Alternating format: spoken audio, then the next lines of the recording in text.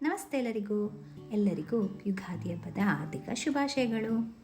ಈ ಹೊಸ ವರ್ಷವು ನಿಮ್ಮೆಲ್ಲರಿಗೂ ಆಯುರಾರೋಗ್ಯ ಐಶ್ವರ್ಯ ಅಭಿವೃದ್ಧಿ ಕೊಟ್ಟು ಆ ದೇವರು ಕಾಪಾಡಲಿ ಎಂದು ನಾನು ಪ್ರಾರ್ಥನೆ ಮಾಡ್ತೀನಿ. ಯುಗಾದಿ ಸೃಷ್ಟಿಯ ಆರಂಭದ ರಹಸ್ಯ. ಯುಗಾದಿ ಎಂಬ ಪದವೇ ಹೇಳುತ್ತದೆ ಯುಗದ ಆರಂಭ. ಪುರಾಣಗಳ ಪ್ರಕಾರ ಈ ದಿನವೇ ಬ್ರಹ್ಮದೇವರು ಸೃಷ್ಟಿಯನ್ನು ಪ್ರಾರಂಭಿಸಿದರು. ಆದರೆ ಇದು ಕೇವಲ ಒಂದು ದಿನದ ಕಥೆ ಅಲ್ಲ. ಇದು ಸೃಷ್ಟಿ ಹೇಗೆ ಹುಟ್ಟಿತು, ಕಾಲ ಹೇಗೆ ಆರಂಭವಾಯಿತು ಎಂಬ ದೊಡ್ಡ ರಹಸ್ಯವೇ ಇದೆ. ಅದೇನಂತ ನೋಡೋಣ. ಸೃಷ್ಟಿಗೆ ಮೊದಲು ಏನು ಇತ್ತು? ಪುರಾಣಗಳು ಹೇಳುವುದೇನೆಂದರೆ, ಒಂದು ಕಾಲದಲ್ಲಿ ಏನೂ ಇರಲಿಲ್ಲ. ಬೆಳಕೂ ಇಲ್ಲ, ಕತ್ತಲೇ ಇಲ್ಲ, ಸಮಯವೂ ಇಲ್ಲ. ಅದೊಂದು ಶೂನ್ಯ ಸ್ಥಿತಿ. ಆ ಸಮಯದಲ್ಲಿ ಮಾತ್ರ ವಿಷ್ಣುದೇವರು ಯೋಗ ನಿದ್ರೆಯಲ್ಲಿ ಇದ್ದರು. ಅವರ ನಾಭಿಯಿಂದ ಒಂದು ಕಮಲ ಹುಟ್ಟಿತು. ಆ ಪದ್ಮದ ಮೇಲೆ ಹುಟ್ಟಿದವರು ಬ್ರಹ್ಮನ ಗೊಂದಲ ಮತ್ತು ಸೃಷ್ಟಿ. ಬ್ರಹ್ಮದೇವರು ಕಣ್ಣು ತೆರೆದಾಗ ನಾನು ಯಾರು, ಇದು ಯಾವ ಜಾಗ ಎಂದು ಗೊಂದಲಕ್ಕೀಡಾದರು. ಅವರು ತಪಸ್ಸು ಮಾಡಿದರು. ಅದಾದ ಮೇಲೆ ಅವರಿಗೆ ಸೃಷ್ಟಿ ಮಾಡುವ ಜ್ಞಾನ ದೊರಕಿತು. ಆ ದಿನವೇ ಚೈತ್ರ ಮಾಸ ಶುಕ್ಲ ಪಕ್ಷ ಪಾಡ್ಯಮಿ ಎಂದು ದಿನವಾಯಿತು. ಕಾಲಚಕ್ರದ ಆರಂಭ. ಯುಗಾದಿ ದಿನದಿಂದಲೇ ಕಾಲಚಕ್ರ ಆರಂಭವಾಯಿತು ಎಂದು ಹೇಳಲಾಗುತ್ತದೆ.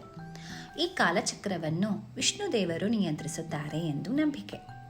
ಸತ್ಯಯುಗ, ತ್ರೇತಾಯುಗ, ದ್ವಾಪರ ಯುಗ, ಕಲಿಯುಗ ಈ 4 ಯುಗಗಳ ಚಕ್ರವು ಇದೇ ದಿನದಿಂದ ಪ್ರಾರಂಭವಾಯಿತು ಎಂದು ಪುರಾಣಗಳು ಹೇಳುತ್ತದೆ. ಬೇವು ಬೆಲ್ಲದ ಆಳವಾದ ಅರ್ಥ. ಯುಗಾದಿ ದಿನ ನಾವು ತಿನ್ನುವ ಬೇವು ಬೆಲ್ಲ ಕೇವಲ ಸಂಪ್ರದಾಯ ಅಲ್ಲ, ಇದು ಒಂದು ದೊಡ್ಡ ಜೀವನ ಪಾಠ. ಬೇವು ಕಹಿ, ನೋವು ಕಷ್ಟ, ಬೆಲ್ಲ ಸಿಹಿ ಸಂತೋಷ, ಹುಳಿ ಆಶ್ಚರ್ಯ, ಉಪ್ಪು ಜೀವನದ ಸಮತೋಲನ, ಖಾರ ಕೋಪ ಉತ್ಸಾಹ. ಅಂದರೆ ಜೀವನದಲ್ಲಿ ಎಲ್ಲ ಭಾವನೆಗಳು ಬರುತ್ತವೆ.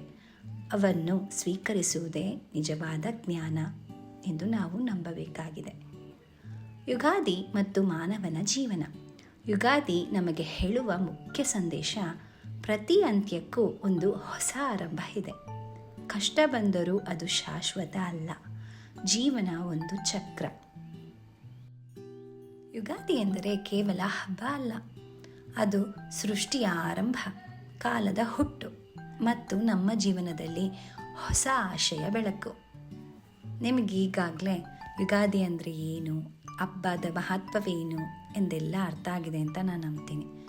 ನಿಮ್ಮೆಲ್ಲರಿಗೂ ಯುಗಾದಿ ಹಬ್ಬದ ಆರ್ಥಿಕ ಶುಭಾಶಯಗಳು. ಧನ್ಯವಾದ.